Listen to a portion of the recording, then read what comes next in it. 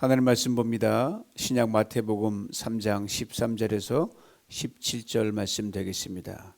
신약 마태복음 3장 13절에서 17절 말씀 제가 읽어드립니다. 이때 예수께서 갈릴리로서 요단강에 이르러 요한에게 세례를 받으려 하신대 요한이 말려 가로되 내가 당신에게 세례를 받아야 할 터인데 당신이 내게로 오시나이까. 예수께서 대답하여 가라사대 이제 허락하라.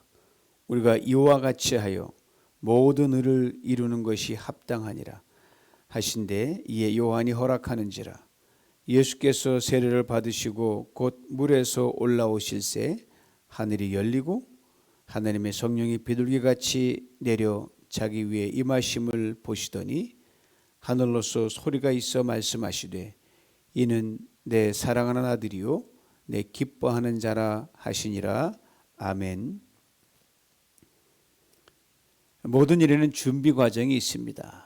다만 그 준비 과정이 기냐 짧으냐 단순하냐 복잡하냐 이 차이만 있을 뿐입니다. 오늘 본문에 이 땅에 인자로 오신 예수 그리스도 우리 주님께서 당신의 사역을 위해 전면에 등장하십니다. 역사적 기록에 따르면 예수님은 33제를 사셨습니다.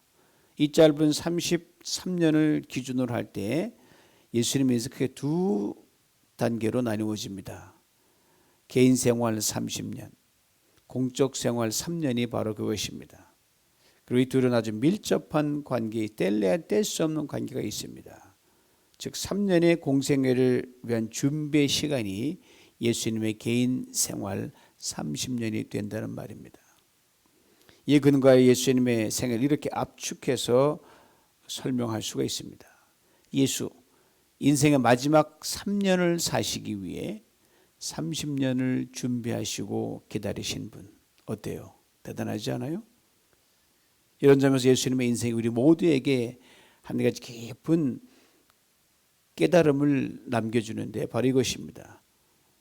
길고 긴 인생 언제나 내게 새롭게 주어진 한 해를 위한 준비의 과정이다. 여러분 모두가 지나온 인생들이 있단 말입니다. 그 중에서 새로 맞는 2021년 한 해, 이 한 해를 가장 의미 있고 가장 알차게 만들어가기 위한 준비 과정이 바로 지나온 인생들이랍니다. 한 해는 늘 우리에게 더 나은 더 의미 있는 그러한 시간들 우리에게 가꾸어 가게 만드시기 때문입니다.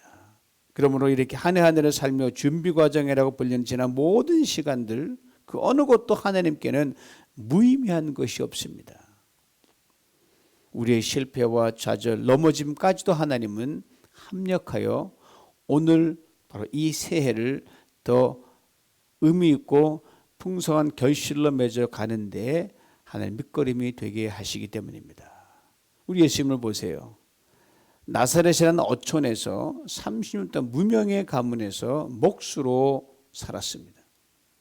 거치고 까칠한 나사렛 어촌 마을 사람들을 상대로 목수일을 하셨으니 별의별 일들을 다 겪으셨을 줄 압니다. 그러나 30년을 묵묵히 외길을 가셨습니다. 사람의 아들로 살아가셨습니다. 철저하게 사람을 알고 철저하게 사람을 배우고 철저하게 사람이 되시기 위해 30년간 겪으셨던 모든 일들은 그 어느 것 하나도 버릴 것이 없습니다. 우리는 예수님 생각할 때 하나님이 저절로 다 됐냐? 그렇지 않습니다. 완전한 사람이시기에 우리처럼 배움의 과정과 깨달음의 과정을 겪으셔야 했습니다. 이제 외길 30년이 다 되어갈 즈음에 예수님 마지막 두 개의 준비 과정을 남겨놓고 계십니다. 그 하나가 바로 오늘 본문으로 예수님이 세례를 받으시는 장면입니다. 다른 하나는 이 세례를 받으시고 광야에서 마귀에게 40일 시험을 받으십니다. 이 두 개의 일련의 마지막 준비 과정은 예수님 30년 평생 한 번도 겪어보지 못하고 그러나 겪어야 할 그런 가장 고난도가 있는 그런 과정이지 않았을까 저는 그리 생각합니다. 그리고 이 두 개의 준비 과정 후에 예수님의 인생은 새로운 방향으로 턴합니다. 사람의 아들에서 하나님의 아들로 살아가는 중요한 터닝 포인트가 됩니다. 오늘 본문에 예수님의 고난도 마지막 두 개의 준비 과정 중 요단강에서 세례를 받으시는 그 유명한 장면이 등장을 합니다. 아신 대로 요한의 세례는요, 회개를 촉구하는 세례였습니다. 사죄의 한 방법으로 사죄의 중요한 미닝을 지닌 세례였어요. 그럼 우리가 믿는 그대로라면 예수님의 세례를 받으실 필요가 없는 분입니다. 똑같이 우리 인간이 걸어갈 길 같지만 분명히 성경은 죄는 없으시다고 성경은 밝히 말하고 있기 때문입니다. 이로 인해 초대교회 때부터 많은 사람들이, 특별히 이 주님에 대해 많이 연구했던 그런 사람들은 예수님이 세례를 받으셨다, 이게 이해가 안 되는 거예요. 난해한 사건 중에 하나로 있었습니다. 예수님이 세례를 받을 필요가 없다는 것은요, 오늘 보면 14절에서 이렇게 분명하게 증거됩니다. 세례를 받으시기 위해 요단강으로 주님이 친히 행차하셨고 요한에게 가까이 가셔서 세례를 받으려고 하시는데 요한이 예수님께 한 말이에요. 요한이 말려 가로되 내가 당신에게 세례를 받아야 하는데 어떻게 당신이 내게로 나오십니까? 요한이 말렸다고 했습니다. 요한은 예수 그리스도 주님이 누구인지 그 누구보다 잘 알고 있었던 사람이었습니다. 당시 그때가 예수님을 가장 가까이에서 본 사람들의 면면은 다음과 같이 세 부류로 나눌 수 있습니다. 먼저는 예수님의 가족입니다. 그 중에서 어머니 마리아는 그를 낳고 젖을 먹이고 기저귀를 갈아치우고 그런데 다 봤기 때문에 속속들이 다 아는 거예요. 그를 잉태하기면서 성령의 인도하심 받아 더욱더 면밀하게 관찰했을 것입니다. 하지만 그와 함께 자라났던 예수님의 이복 동생들은 예수님을 처음에 배척 인정 안 했어요. 심지어 공생에 들어갈 경우는 미친 사람으로 취급까지 했으니까요. 두 번째는 예수님의 친척입니다. 그 중에서도 세례 요한입니다. 또 예수님의 마을 사람들 30년 동안 지켜봤으니까 뭐 목사하면 20대 신방하면 다니면서 얼마나 여러 가지 대화를 많이 했겠어요. 당시 예수님 마을 사람들은요, 예수님이 본격적으로 공생의 사역을 시작하셨을 때 저들은 뭐 대단한 사람 같은데 겉모습은 그저 까무잡잡하고 그저 목수의 아들이 불과해요. 그렇게밖에 인정 못했습니다. 이 부류들 중에 하나님께서 세례 요한을 선택하셨습니다. 그리고 예수님께서 30년 준비 과정의 마지막 세례를 베풀게 하셨습니다. 아신 대로 세례를 받는 사람은요, 세례를 주는 사람에게 전적으로 온 몸을 맡기게 되어 있습니다. 제가 세례를 베풀 때를 여러분 생각하시면 돼요. 이 몸의 반은 물에 잠겨 있는 상태입니다. 발에부터 허리 정도까지. 그리고 세례 받으시는 분의 상체를 제가 팔로 딱 받쳐요. 그리고 편안하게 힘을 다 빼야 됩니다. 제 팔에 완전히 맡겨진 상태입니다. 그리고 물에 온몸을 푹 잠갔다가 다시 이렇게 세웁니다.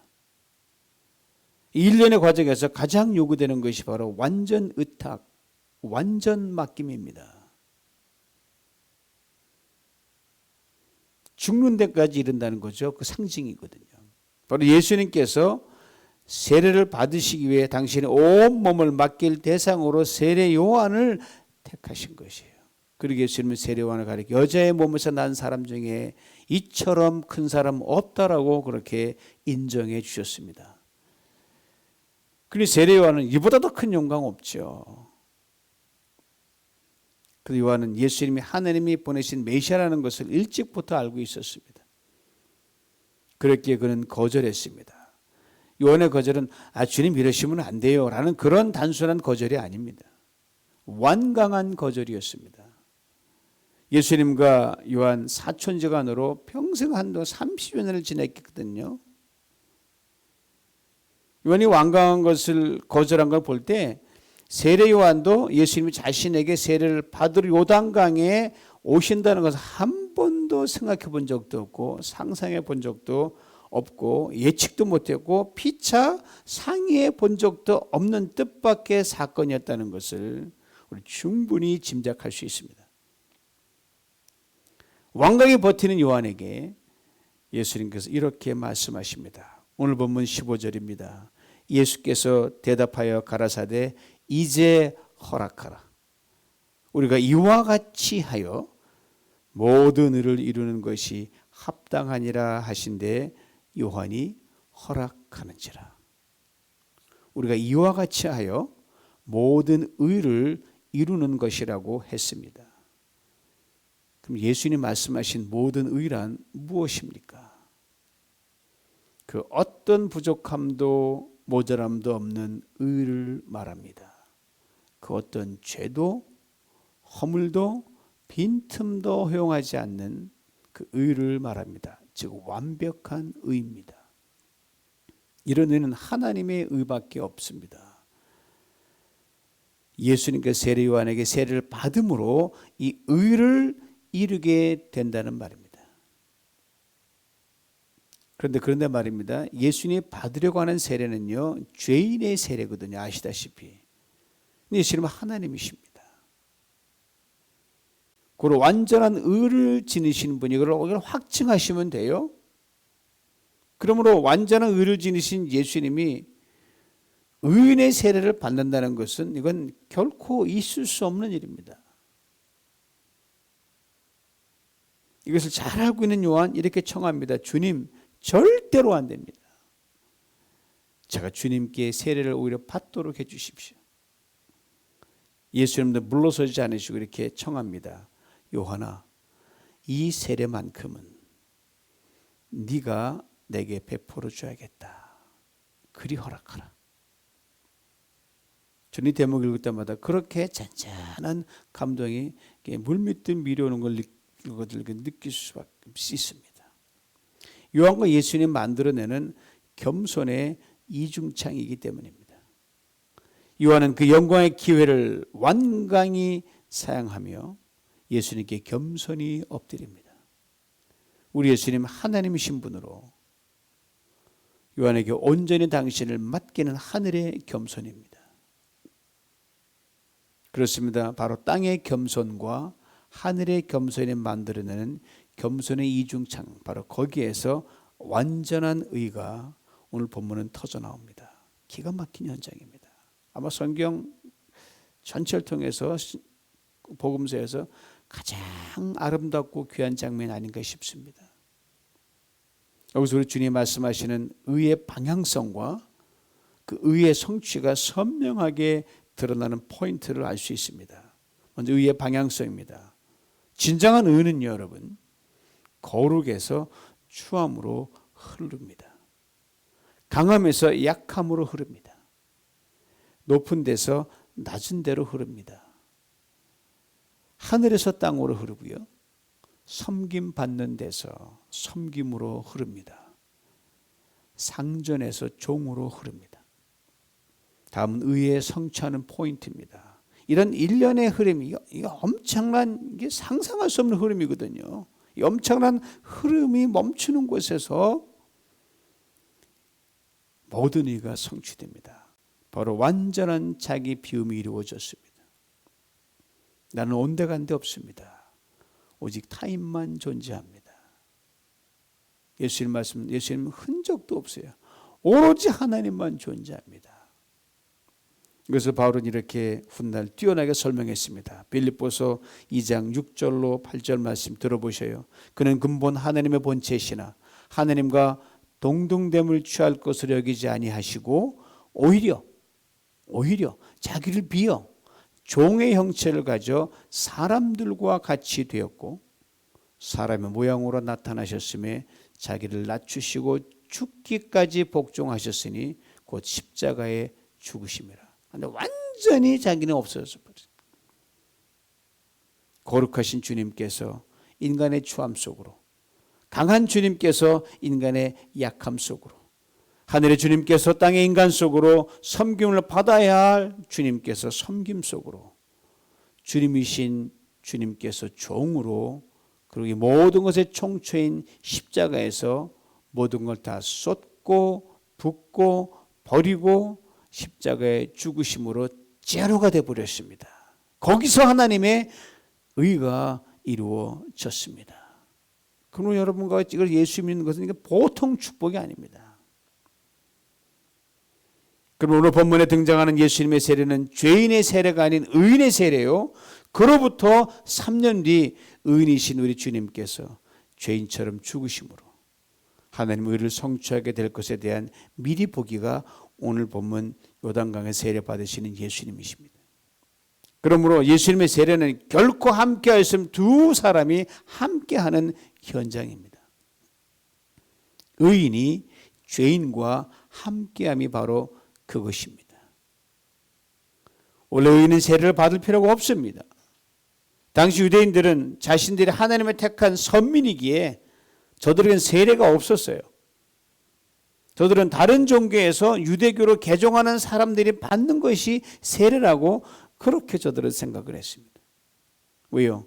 죄에 물들고 더러워진 이방 사람들이 개종하려고 넘어오려고 하면, 유대교로 오려면 너희 깨끗하게 받아야지, 세례 받아 예식으로 해서 증명해야지, 이렇게 저들은 요구했단 말입니다. 그러면 날 때부터 선민이요, 아브라함의 자손이요, 하나님의 구원의 확증을 받은 자라고 그렇게 믿어왔던 유대인들에게 그날, 2000년 전 그날 요단강에서 이루어진 예수님의 세례는요, 충격 그 자체였음에 틀림없습니다. 예수님이 세례 받으시면 그 사람, 예수님보다 훨씬 못한 사람은 이제 어떻게 하나, 그 고민에 빠질 수밖에 없는 거죠. 그러나 저들은 먼저 하나님의 택함을 받은 죄인들일 뿐이었습니다. 하나님의 율법을 먼저 받았던 죄인들일 뿐이었습니다. 이것을 깨닫지 못하고 의인이라고 자부했던 당시 바리새인들과 사도행의 종교 지도자들은 향해 요한은 이렇게 거침없는 말을 퍼부었습니다. 독사의 자식들아, 속으로 아브라함이 우리 조상이라고 생각하지 말라. 내가 너희에게 이르노니 하나님이 능히 이 돌들로도 아브라함의 자손이 되게 하려는 유명한 말을 던집니다. 그렇습니다. 의인은 한 사람도 없습니다. 오직 용서받은 죄인만 존재할 뿐입니다. 이것을 깊이 깨닫지 못했던 당시 콧대 높은 바리새인들과 사두개인들, 뉘우칠 줄 모르는 자칭 의인에 불과했습니다. 저들의 의가 오히려 불순종과 죄를 짓는 통로가 되고 말았습니다. 그러나 저들의 의에도 못 미치고 피폐한 삶을 살아가고 있었던 백성들은 요한의 말에 귀를 기울였습니다. 특별히 이 백성들은 오랫동안 유대교의 전통과 율법은 저들에게는 견딜 수 없는 종교적 큰 짐이 되어 저도 오랫동안 괴롭혔거든요. 그럼 요한의 말은 이들에게는 복음이었습니다. 요한이 전한 복음의 핵심은 천국, 즉 하나님의 나라였습니다. 이 하나님의 나라의 주인인 메시아 예수 그리스도, 그분을 맞이하기 위해 당시 백성들은 요단강에 나와 세례를 받고 깨끗한 심령으로 이 주님을 맞이하려고 길게 긴 행렬을 이루고 있었습니다. 자신의 차례를 기다리면서 말입니다. 바로 이 긴 행렬 속에 예수님 함께 서 계셨다는 겁니다. 누가복음 2에 대해 이렇게 분명히 말해줍니다. 백성이 다 세례를 받을 때 예수도 세례를 받으시고 긴 행렬에 서서 예수님 자기 턴을 기다리고 계시다는 거죠. 얼마나 귀한 광경인지 모릅니다. 여러분, 이 땅에서도 신분이 급격히 차이나는 사람끼리 한 자리에 앉지도 못해요. 지금 그런 나라도 있잖아요. 또 사회 구조도 그렇고 임금과 백성 한 줄에 설 수가 없죠. 그런데 백성과 예수님 결국 한 줄에 함께 할 수 없습니다. 사람들의 무인 백성과 하나님이신 예수님이기 때문에 어떻게 한 자리에 같이 할 수 있습니까? 그런데 함께 줄을 서서 세례를 받으셨습니다. 결코 함께 설 필요도 없으셨고 결코 받으실 필요도 없으신 그런 세례였습니다. 예대 일본에 나온 유명한 신학자의 목사였던 우찌무라 간조는 이 대목을 이렇게 탁월하게 설명합니다. 당시 예수님은 죄인 중에 자기 몸을 던지셨다.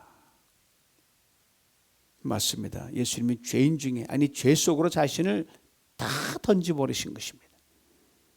이를 통해 모든 일을 이루셨습니다.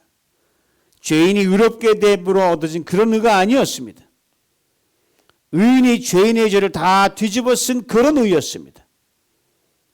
그러므로 주님이 말씀하신 모든 의란 단지 율법의 요구를 이름으로 얻어진 의가 아니었습니다. 모든 율법의 정죄를, 율법은 반드시 사람의 죄를 묻게 되어 있거든요. 정죄를 완전히 덮기 위해 죽기까지 죄인을 사랑하신 주님의 사랑으로 완성된 의입니다. 여러분, 율법의 끝이 의가 되면요, 그건 진정한 의가 되지 못합니다. 거기에는 언제나 정죄가 우리를 기다리고 있기 때문입니다. 율법의 끝이 사랑이 될 때 비로소 진정한 의가 됩니다. 그리고 거기에는 결코 정죄함이 없습니다. 오직 모든 두려움을 넘어 용서와 생명, 은혜와 평강이 강처럼 흐를 뿐입니다. 이것을 잊지 말아야 됩니다. 훗날 바울은 이것을 이렇게 기가 막히게 멋지게 표현해요. 그러므로 예수 그리스도에 있는 자에게는 결코 정죄함이 없다라고 그는 분명히 고백했습니다. 예수님께서 이 땅에 계실 때 율법의 끝이 자기 의가 돼요. 늘 정죄의 화살을 쏟아댔던 자칭 의인이라고 자부했던 바리새인들과 사두개인들이 어느 날 예수님께서 세리와 기타 죄인들의 무리 속에 함께 앉아있는 걸 우연히 보게 된 거예요. 늘 감시했으니까 딱 보게 된 거예요. 저희들이 이렇게 힐난했습니다. 어떻게 해서 너희 선생 예수란 사람은 늘 세인들과 죄인들과 함께 잡수시느냐, 함께 오래 다니느냐. 이 말이 예수님의 귀에 들렸습니다. 지금 이렇게 말씀하셨어요. 건강한 자에게는 의원이 쓸데없고 병든 자에게라야 쓸데있느니라. 너희는 가서 내가 긍휼을 원하고 제사를 원치 아니하노라 하는 뜻이 무엇인지 배우라. 내가 의인을 부르러 온 것이 아니요 죄인을 부르러 왔노라. 가서 내가 긍휼을 원하고 제사를 원치 아니하노라 하신 뜻이 무엇인지 배우라고 분명하게 말씀하셨어요. 긍휼은 곧 사랑을 말합니다. 제사는 율법과 그것이 지향하는 의를 말합니다. 너희들 율법을 알고 의를 알고 또 의롭다고 그렇게 떠들어대는데 내가 원하는 그것이 아니다. 사랑이다. 이 말씀이에요. 그러게 배우라고 일침을 가하셨어요. 가서 다시 배우고 와라 이 말이에요. 여기서 배우라는 말을 오늘 본문의 단어를 사용해서 이렇게 바꾸고 말해도 전혀 손색이 없습니다. 세례를 받아라. 여기서 우리는 세례가 주는 두 가지 의미를 분명히 해야 됩니다. 먼저는 소극적인 의미입니다. 우리 모두가 다 잘 알고 있습니다. 그리스도인 우리가 받고 행하는 세례, 죄 사함을 의미합니다. 즉 예수 그리스도의 십자가를 통해 죄에 대해 죽고 의에 대해 사는 것을 의미합니다. 이것을 선언하는 것이 세례입니다. 다음은 적극적인 의미입니다. 바로 죄 사함을 받았다는 것, 의롭다함을 받았다는 것은 우리가 결코 받을 수 없는 엄청난 용서와 사랑을 받았다는 것이 그 밑자리에 깔려 있거든요. 그럼 우리도 주님의 이 용서에, 주님의 사랑에 이제 동참하는 사람으로 살아가겠다는 선언이 바로 세례입니다. 그렇습니다. 죄 사함을 받았습니다라는 소극적인 세례 차원에서 사랑을 적극적으로 실천하는 삶을 살겠습니다라고 하는 적극적인 세례 차원으로 나아가야 합니다. 다시 말하면 의의 옷을 벗어던지고 사랑의 옷으로 갈아입어야 한다는 말입니다. 죄사함, 의, 여기에 치우친 세례에 머물면 시간이 흐르면서 자연스럽게 그럴 수밖에 자기 의에 함몰되기 쉽습니다. 바리새인과 율법사들이 그 오류에 빠졌거든요. 그러면 진정한 세례는요, 내가 사랑의 사람으로 다시 태어나는 것입니다. 그리고 이제 사랑할 자로 살아가는 것이 나의 삶의 가장 큰 이유임을 깨닫고 그렇게 살아가는데 전력을 하는 것입니다. 그리스도인들의 세례는 일회성 예식입니다. 물에 잠기는 침례냐, 머리에 물을 묻힌 세례냐, 이거 중요한 게 아닙니다. 침례든 세례든 그 진정한 의미인 사랑이 나의 삶에서 진정 역동적으로 살아 움직이느냐 아니, 이것이 더더욱 중요하단 말입니다. 그러기에 성령의 기름 부음, 충만함을 더 구해야 합니다. 요한이 말해 나는 물로 세를 주려면 내게 오시는 이는 성령으로 불로 준다고 말씀하시, 그걸 두고 하신 거거든요. 주님이 바로 그랬어요. 오늘 등장하는 예수님의 세례는 모든 일을 이루고 율법을 완성하는 사랑의 세례였습니다. 사랑의 세례였어요. 바로 그 순간에 하늘이 열리는 놀라운 일이 일어났습니다. 오늘 보면 16절 말씀이에요. 예수께서 세례를 받으시고 곧 물에서 올라오실새 하늘이 열리고 하나님의 성령이 비둘기같이 내려 자기 위에 임하심을 보시더니, 그래서 성령 충만이 이루어졌고 하늘이 열리고 열리는 일이 벌어졌습니다. 자, 여기서 여러분, 하늘이 열린다, 닫힌다. 하나님이 물론 열어야 열리고 닫혀야 닫지만 보다 깊이 있는 깨달음입니다. 하늘이 열리고 닫히는 건요, 하늘이 결정하는 게 아니더란 말입니다. 땅이 결정하는 것입니다. 이 신비한 다이내믹에 대해 예수님께서 이렇게 말씀하셨어요. 마태복음 18장 15절 이하입니다. 진실로 너에게 이르노니 무엇이든지 너희가 땅에서 매면 하늘에서도 매일 것이요 무엇이든 땅에서 풀면 하늘에서도 풀리리라. 진실로 다시 너에게 이르노니 너희 중에 두 사람이 땅에서 합심하여 무엇이든지 구하면 하늘에 계신 내 아버지께서 저희를 위하여 이루게 하시니라. 두세 사람이 내 이름으로 모인 곳에는 나도 그들 중에 있느니라. 메고 푼다는 것은 용서와 사랑에 관한 것을 주님께서 우선적으로 말씀하신 거예요. 가장 우선적이니까.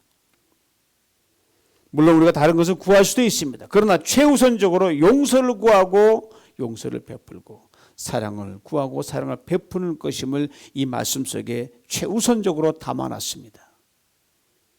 그리고 주도권을 땅에 살고 있는 우리에게 주셨어요. 우리가 용서하지 않으면 하늘이 열리지 않습니다. 우리가 사랑하지 않으면 하늘이 열리지 않습니다.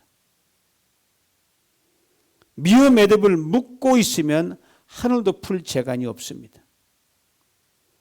미움의 매듭을 풀면 비로소 하늘도 풉니다. 하늘문이 열리고 용서가 강물처럼 사랑이 홍수처럼 쏟아 부어지게 됩니다. 그때 우리의 모든 기도 제목은 이미 응답의 문이 열리기 시작합니다. 이것을 오늘 본문에서 주님이 친히 증명해 보이셨습니다. 끝없이 긴 죄인들의 긴 행렬에 주님께서 몸을 던지십니다. 그리고 죄인의 손에 자신을 완전히 맡기십니다. 하늘의 영광도, 하늘의 높음도, 하늘의 자랑도, 하늘의 모든 귀한 것도, 하늘의 고귀한 심 요단강에 다 흘려보내십니다. 그리고 우리를 죽기까지 사랑하실 어린 양으로 물 위로 올라오십니다. 주님이 땅에서 사랑을 푸셨습니다. 하늘이 열립니다. 그리고 하늘에서 큰 음성이 들려오는데 오늘 본 마지막 17절입니다. 이는 내 사랑하는 아들이요 내 기뻐하는 자라.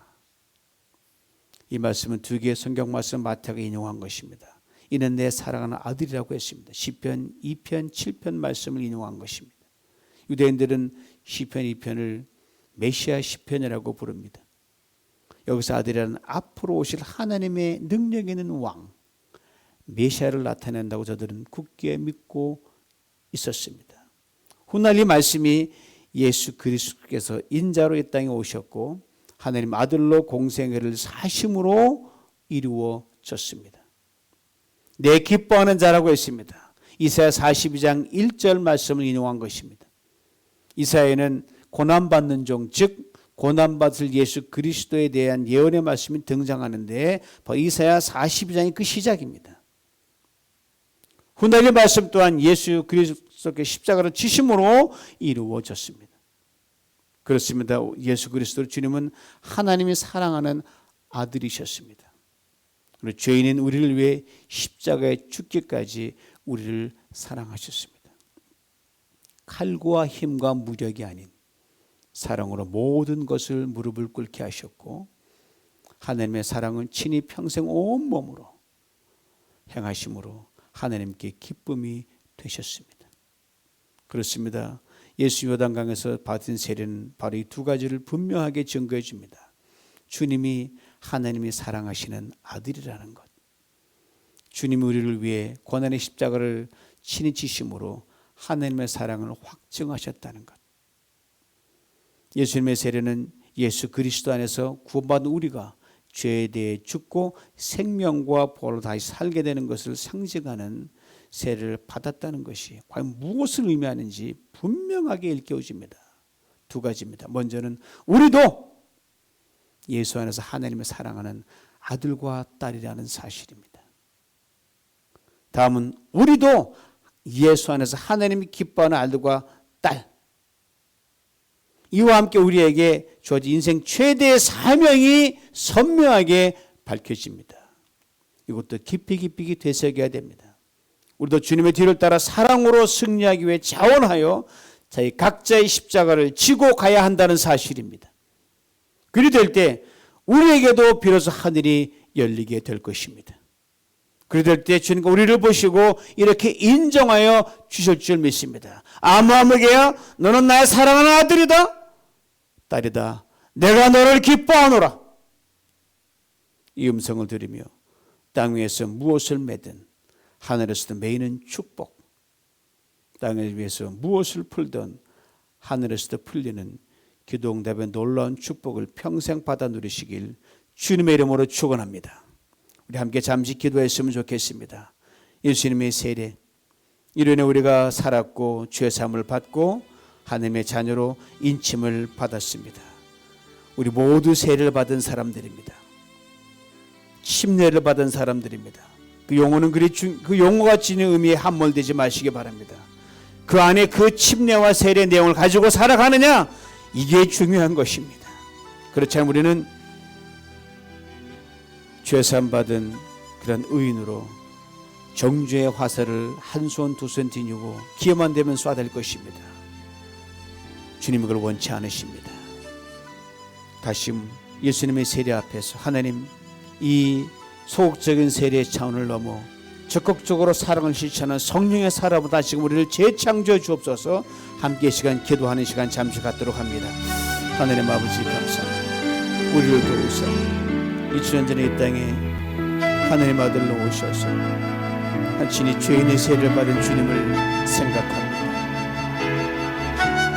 흘러가는 요단강 물에 하나님 자신의 전 존재를 다 맡겨버리신 주님, 의인으로 죄인의 세례를 받으신 우리가 살게 하심을 감사합니다. 하나님, 우리를 넘어 정죄의 일벌본 요구를 덮는 사랑으로 완성한 주님을 생각하는 우리 모두가 되게 만들어 주옵소서. 하나님, 우리가 받은 이 죄사함의 세례에서 죄사랑을 실천 적극적인 아버지 하나님 사랑의 세례로 넘어가는 성령의 사람 되도록 우리를 도우시고 이런 삶으로 오래 1년을 살아가며 평생 그리하게 만들어 주옵소서. 그렇죠. 많은 세상에 죄의로 선거하며 미움과 아버지 질투와 싸움의 세상에서 하나님 사랑으로 승리하는 우리 모두가 되게 하여 주옵소서.